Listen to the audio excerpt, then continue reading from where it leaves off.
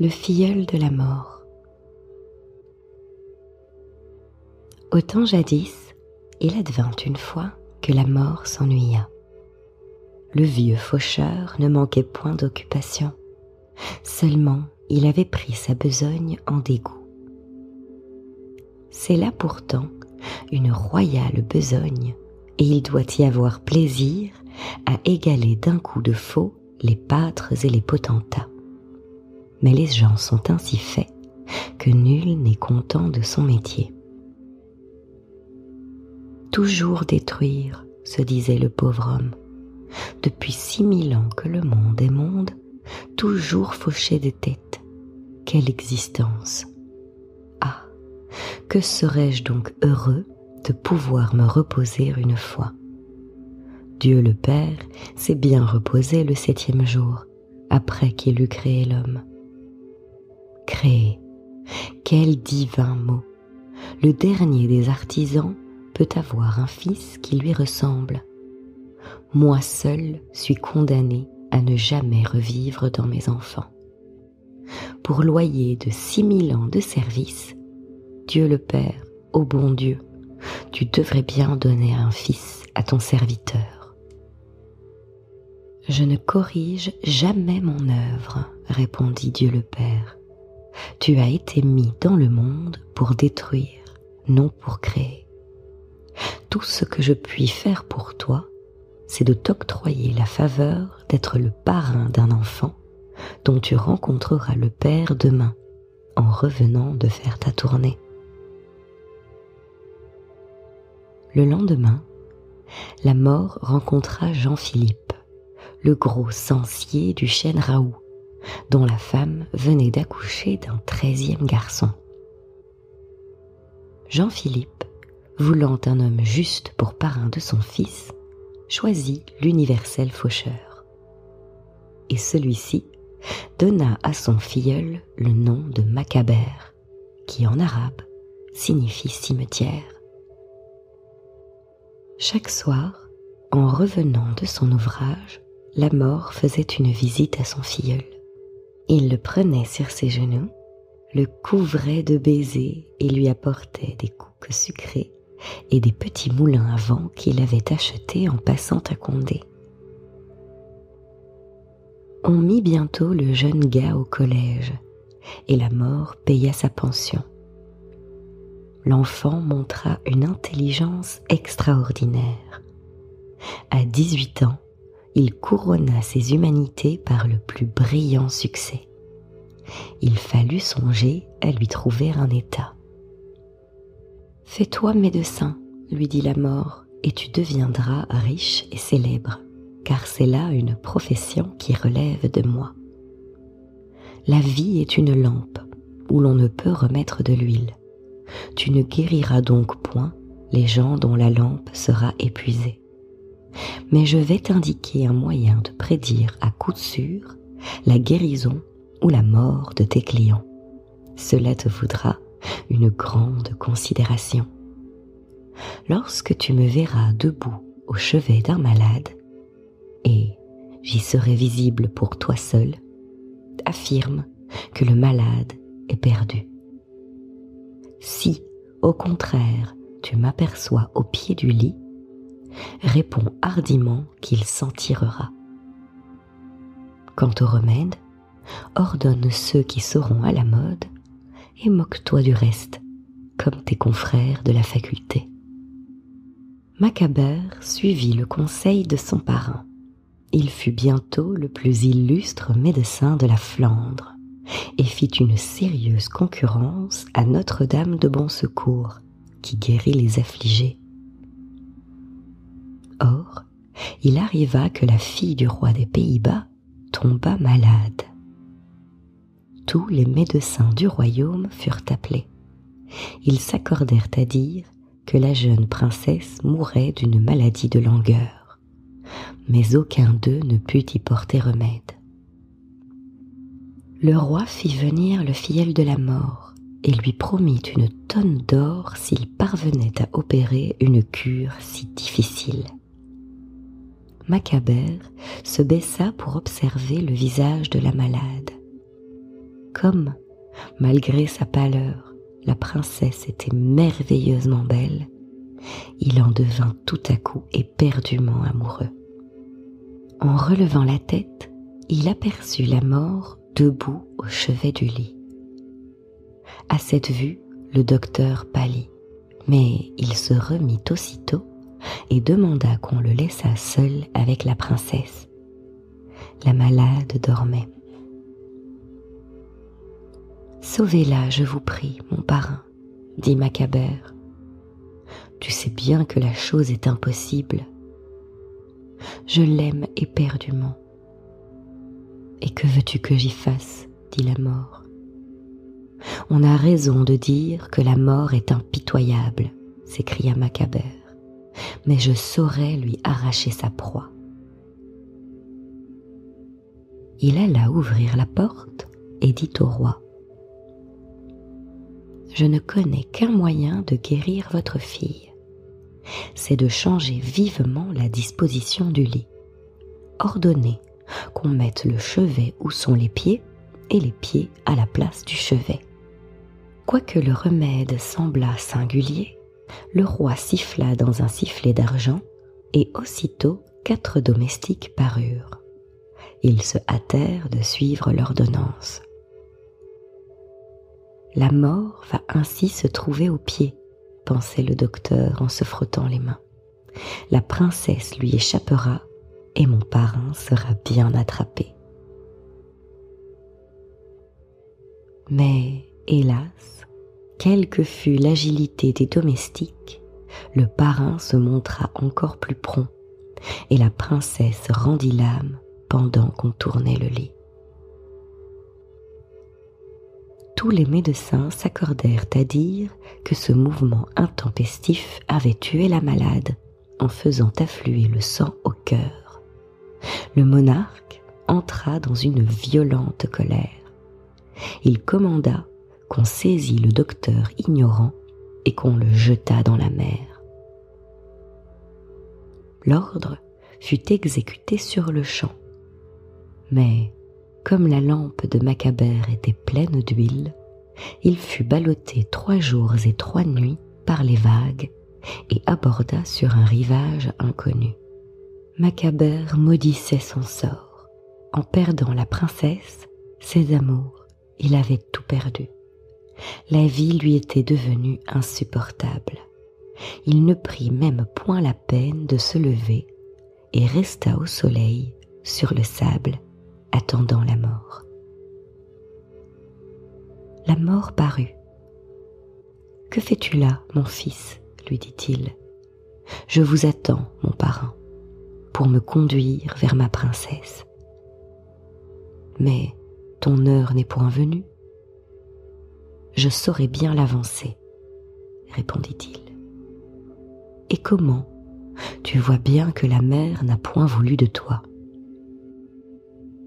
Je connais un monstre bien plus vorace, mon parrain, la faim, car l'homme est libre de ne point alimenter sa lampe. » Le vieux faucheur tressaillit. Il adorait son filleul et ne pouvait se faire à l'idée de le perdre si tôt. Il se fâcha, pria, pleura, supplia. Son filleul resta inébranlable. « Voyons, malheureux enfant, dit-il enfin, parle, qu'exiges-tu de moi ?» Macabère ne répondit point. « Veux-tu de l'or ? Veux-tu un boisseau de diamants ? Pouvez-vous faire revivre ma princesse ? Tu sais bien que ce n'est point mon métier de ressusciter les gens. D'ailleurs, elle avait le nez trop court. Veux-tu 10 princesses plus belles que celle-là ? » Macabère haussa les épaules. « On voit bien, dit-il, que vous n'avez jamais été amoureux. » La mort se serait arraché les cheveux s'il n'avait eu le crâne chauve et poli comme le verre. De colère, il donna un grand coup de sa faux dans un énorme rocher, en murmurant « Maudite faux ! le rocher se fendit du haut en bas, puis tomba en poussière. Macabère se leva tout à coup. « Je consens à vivre, dit-il, à une condition. Vous me confierez l'instrument qui m'a ravi mes amours. » Ma faux, mais jamais Dieu le Père ne permettra. En ce cas, laissez-moi mourir en paix. Et il se recoucha sans plus vouloir répondre. N'est-ce pas, Dieu le Père, que cet enfant demande l'impossible, s'écria la mort avec désespoir.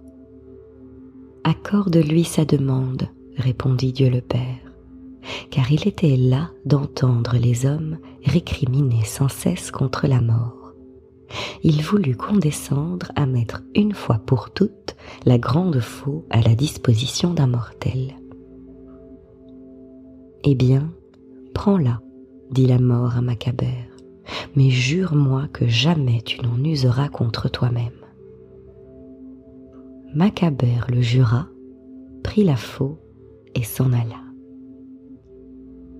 Le filleul de la mort était naturellement bon et sensible, et le malheur ne l'avait point aigri. Il n'avait exigé la grande faux qu'en vue de faire du bien à ses semblables. « Je faucherai, s'était-il dit, ceux qui demanderont à mourir, ou dont la vie sera à charge aux autres. Je ferai le bonheur du genre humain. Cela m'aidera à oublier mon malheur. » Il ne tarda point à rencontrer, sur le bord d'un fossé, un vieux pauvre perclus de tous ses membres et rongé par la vermine.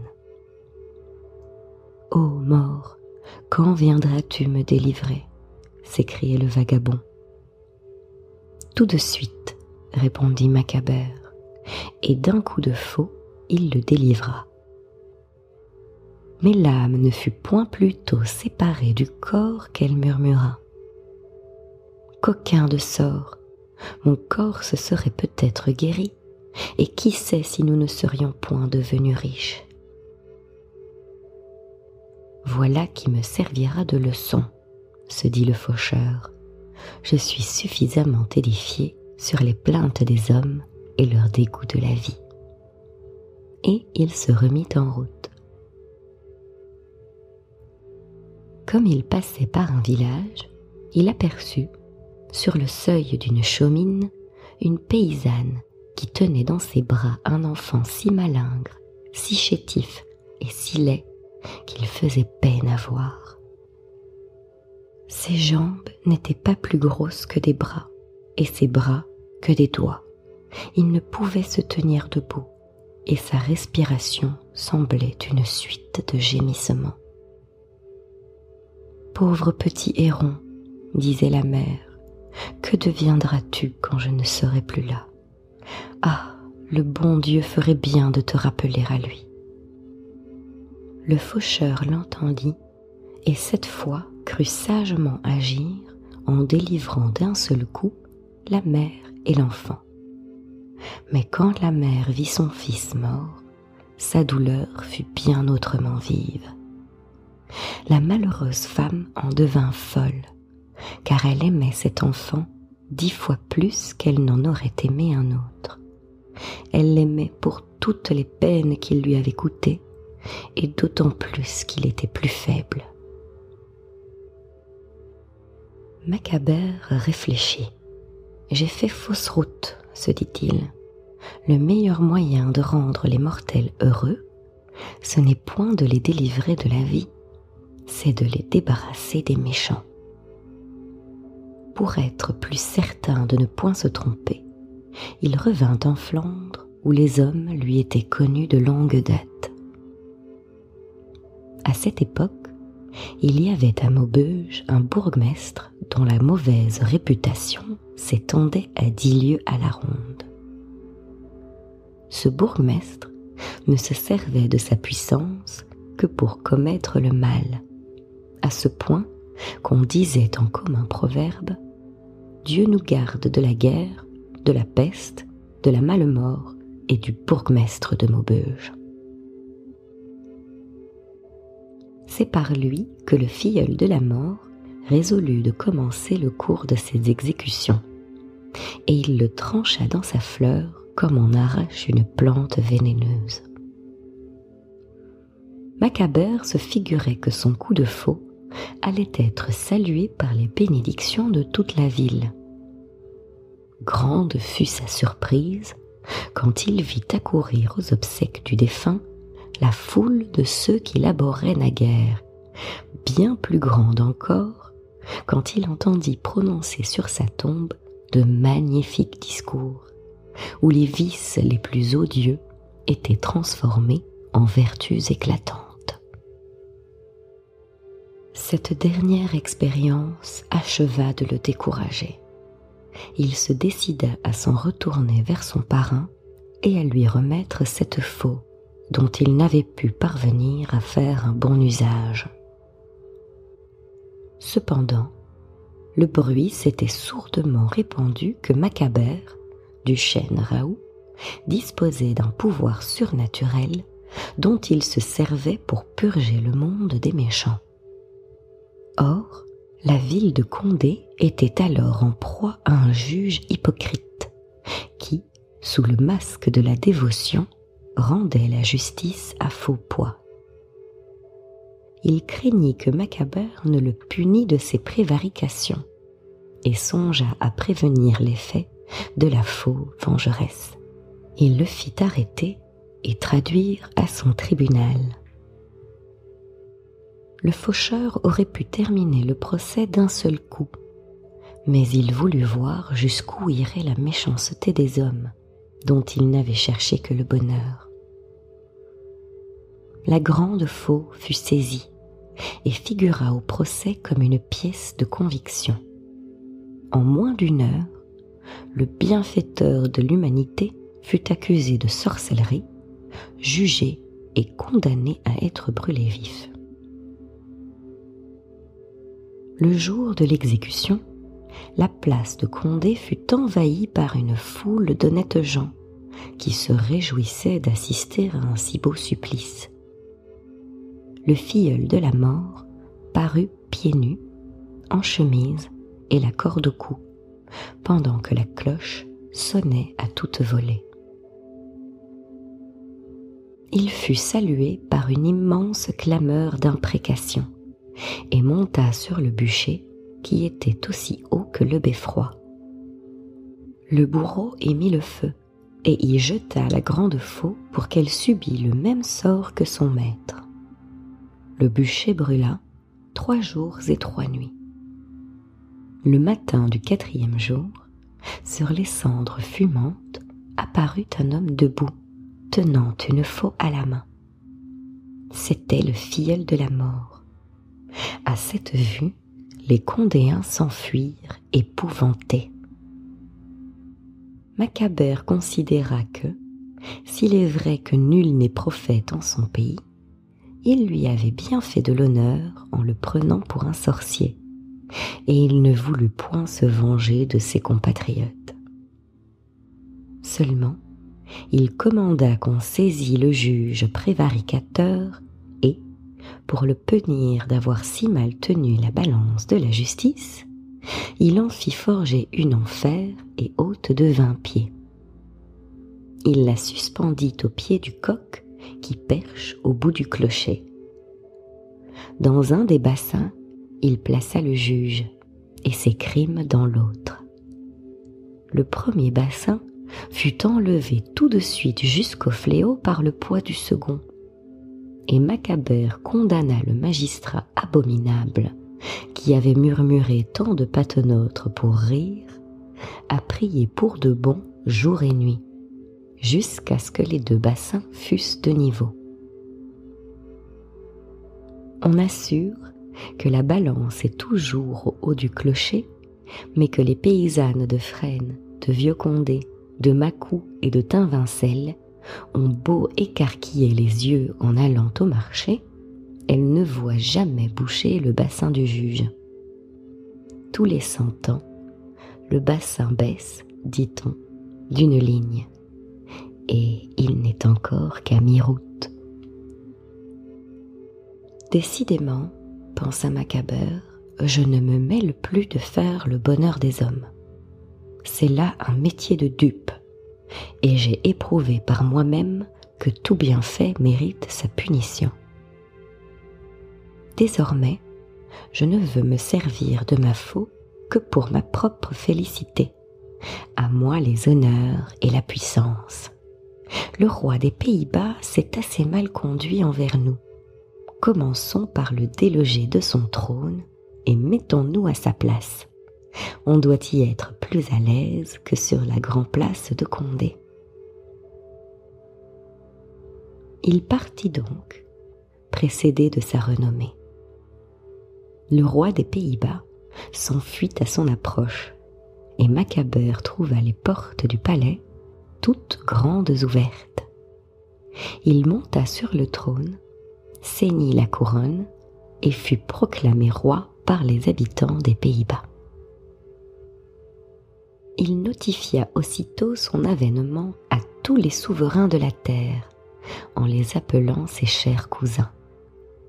Mais les souverains ne voulurent point admettre dans leur famille un vagabond qui avait été brûlé comme sorcier sur la grande place de Condé. Ils avaient bien ouï parler du pouvoir de Macabère, mais ils n'en croyaient point un mot et renvoyèrent ses ambassadeurs de la façon la plus méprisante. Macabère leur déclara la guerre. Le général en chef de son armée vint lui offrir ses services. « Je n'ai pas besoin de vous, lui dit-il, et de fait, il partit seul avec sa faux. Tous les rois de la terre rassemblèrent leurs troupes dans une plaine immense et attendirent de pied ferme le roi des Pays-Bas et son armée. Jamais le soleil n'avait vu une pareille réunion d'hommes de guerre. Il y en avait de toute espèce, depuis ceux qui marchent nus jusqu'à ceux qui ne vont que sous une carapace de fer, depuis ceux qui se battent à pied jusqu'à ceux qui combattent à cheval ou montés sur des éléphants, depuis ceux qui dardent des flèches et des javelots jusqu'à ceux qui lancent des balles, des boulets et des bombes. Quand les rois virent arriver Macabère seul avec sa faux, ils éclatèrent de rire et lui envoyèrent demander s'il les prenait pour un champ d'orge. « Rira bien qui rira le dernier, » répondit le filleul de la mort. « Vous pouvez donner le signal de la danse. » Les ennemis lui décochèrent aussitôt une grêle de dards, de flèches, de balles, de boulets, de bombes, d'obus, de grenades et autres projectiles. Mais il s'avançait là-dessous sans plus en souffrir qu'un berger qui ramène ses moutons sous la pluie. Il s'amusa même, dit-on, à rechasser les balles avec la main. Alors, il ôta son habit, retroussa les manches de sa chemise et, pareil à un faucheur qui entre dans un pré, il pénétra dans les rangs et se mit à faucher avec sa grande faux d'un mouvement lent et régulier. Il abattait 1000 têtes d'un coup et, au bout d'une heure de cet exercice, il n'était non plus fatigué que s'il n'avait fauché que de l'herbe.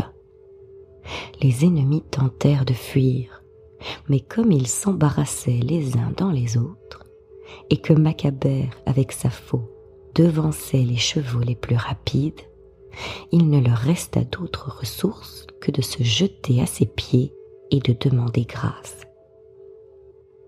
Le vainqueur leur pardonna, à la condition que les rois vaincus lui rendraient hommage. Il fut nommé sur le champ de bataille empereur de l'univers et devint, par cette seule victoire, plus puissant que ne l'ont jamais été Alexandre, César et Napoléon. Sur le sommet de la plus haute montagne du globe, il fit construire un immense palais étincelant d'or et de diamants et s'y enferma dans sa gloire. les rois vaincus sollicitèrent l'honneur de le servir à genoux, et sa majesté Macabère le premier fut adoré comme un dieu par tous les peuples de la terre. Il passait sa journée sur un trône d'or massif, ce qui doit être une manière bien agréable de passer sa journée. Il portait une énorme couronne d'or de 3 coudées, garnie d'émeraudes et d'escarboucles. Il tenait d'une main le sceptre et de l'autre le globe impérial. Derrière lui étaient placés ses gardes par rang de taille, depuis le plus petit nain, grand comme un mannequin pis, jusqu'au géant haut de 10 pieds. Il ne sortait que dans un palanquin porté par des rois et précédé de 100 tambours. Les champs, les coteaux, les forêts, les lacs et les mers du monde entier étaient mis à contribution pour approvisionner sa table, et il ne dînait qu'au son d'une musique délicieuse. Sa majesté mangeait de la tarte et buvait de la bière de Louvain à chaque repas. Et, pareil au roi Salomon, il possédait 1000 femmes d'une rare beauté. Tout tremblait devant lui. Pourtant, il n'avait sous les yeux que des figures souriantes, et, quelque mal qu'il commît, il n'entendait qu'un concert de louanges. Si jamais homme goûta le bonheur, à coup sûr cet homme dut être Macabère. Hélas non, Macabère n'était point heureux. Il ne lui manquait qu'une chose, une seule, une chose bien commune et que peut posséder le dernier des hommes et même des animaux. Il n'était point aimé et n'aimait personne. Cela suffisait à empoisonner toutes ses jouissances.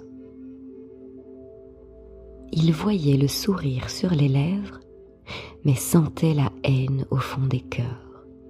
Il n'avait point d'amis, il n'avait que des valets. La peur faisait ramper le monde entier à ses pieds, et cette bassesse universelle soulevait son mépris et causait son désespoir. Il aurait donné l'empire de l'univers pour qu'un de ses flatteurs osât une seule fois lui dire la vérité en face. Supplice épouvantable pour un homme que l'amour avait conduit à cette extrémité de vouloir être adoré comme un dieu. Un soir enfin, las de toutes ces grimaces, de tous ces mensonges, de toutes ces bassesses et de toutes ces haines, Macabère dépouilla son manteau impérial, revêtit des habits de paysan, prit la fatale faux et sortit de son palais par une porte dérobée, sans rien dire à personne. Il s'enfuit comme un malfaiteur, de crainte d'être reconnu et ramené à son trône. Il ne cessa de marcher que quand il fut arrivé à la hutte où la mort se reposait les bras croisés. « Ah, tenez mon parrain, dit-il, reprenez votre faux et laissez-moi vivre comme le dernier des mortels. Je serai plus heureux. » « Ainsi soit-il, répondit la mort, et il se remit sur le champ à sa besogne. Macabère ne voulut même plus exercer la profession de médecin, qui lui rappelait trop son ancienne puissance. Il se fit cultivateur pour produire enfin, après avoir tant détruit. Il s'établit au hameau du chêne Raoult, épousa une honnête paysanne et en eut 10 enfants. Le filleul de la mort vécut jusqu'à près de 200 ans.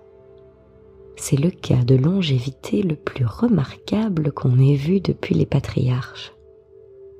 Sur ses vieux jours, il racontait quelquefois sa merveilleuse histoire aux petits-fils de ses arrière-petits-fils, qui en riaient doucement et pensait tout bas que le bonhomme radotait.